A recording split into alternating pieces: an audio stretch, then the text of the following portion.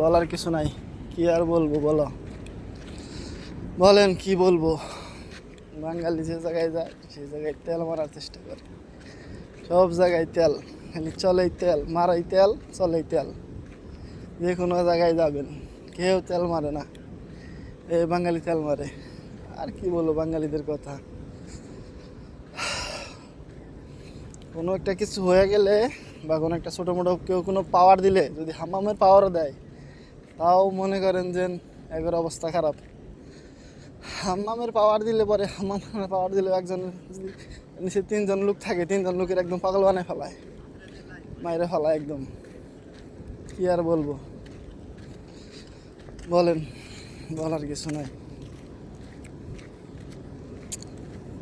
তেল মারার বেলায় খুব পটু, তেল মারতে চাইলে পারতে মানে তেল খুব মারে, খুব একদম সেইভাবে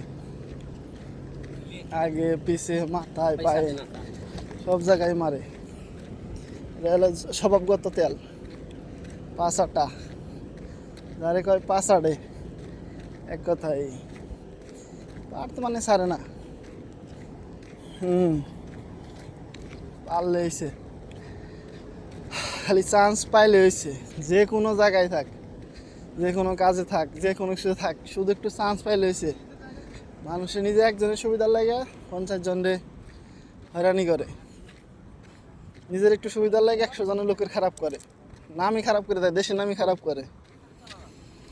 এরা জাতি মাতাল তালে ঠিক, খালি নিজের স্বার্থ সব জায়গায়। যদি কোনো জায়গায় কোনো কিছুতে কোম্পানিতে পড়ে গেল গা, তাইলে মনে করেন যে অবস্থা খারাপ একদম।